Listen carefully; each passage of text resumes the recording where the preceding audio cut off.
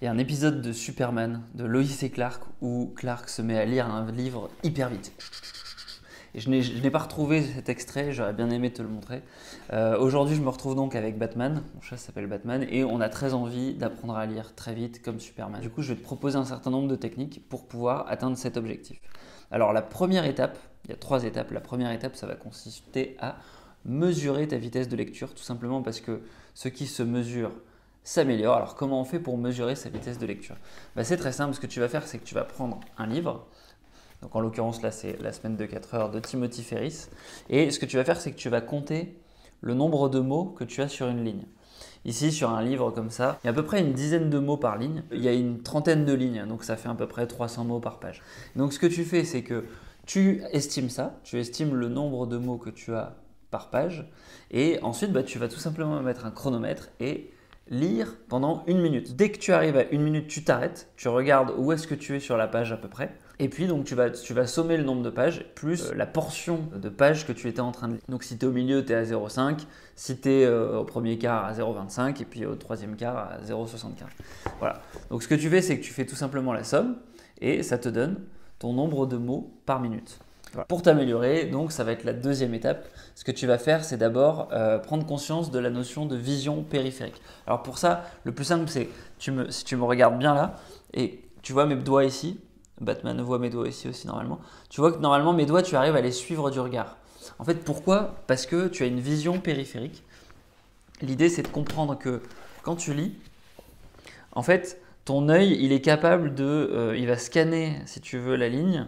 Et souvent, l'erreur que ton œil va faire, et l'erreur qu'on fait, en fait, ce qu'on n'apprend pas à l'école, c'est qu'on commence à lire en ciblant, si tu veux, la première lettre ici. Donc, la première étape pour améliorer sa vitesse de lecture, ça va être de commencer à lire en visant avec ton œil le 3e mot de chaque ligne. Donc quand tu démarres chaque ligne, tu vas viser le 3e mot et tu vas essayer de t'arrêter de lire au 3e avant-dernier mot de chaque ligne. Alors ça paraît un peu fou, mais si tu arrives à faire ça, quelque part tu vas multiplier ta vitesse de lecture par 3, puisque tout simplement tu vas enlever 1/3 et 1/3 de temps de lecture. Alors la deuxième étape pour améliorer sa vitesse de lecture, ça va être d'utiliser un pointeur visuel. Donc tu peux utiliser un stylo, tu peux utiliser ton doigt. L'idée c'est de vraiment suivre les lignes avec ton doigt, tout simplement parce que l'œil fonctionne avec un système de saccade.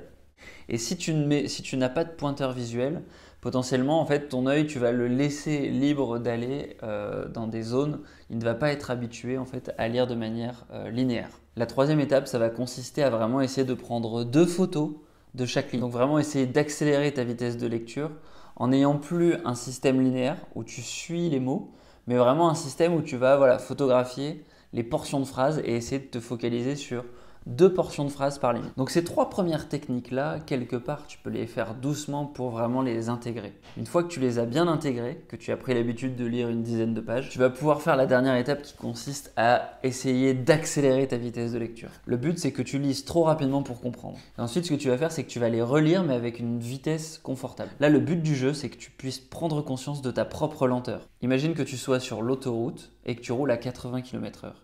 Maintenant, tu roules à 110 km/h. Et une demi-heure plus tard, tu réduis à 80.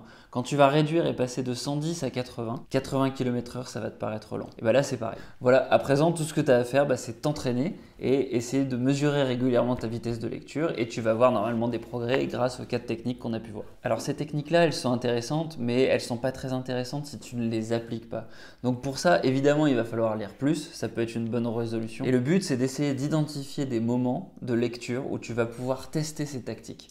L'astuce ici, c'est d'essayer d'identifier des habitudes.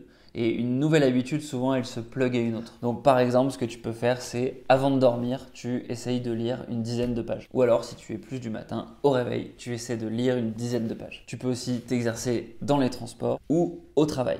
Voilà, j'espère que cette vidéo t'a plu. N'hésite pas à mettre en commentaire ta vitesse de lecture. Ça m'intéresse de savoir comment se débrouillent les active workers. Et puis, on se retrouve dans une prochaine vidéo.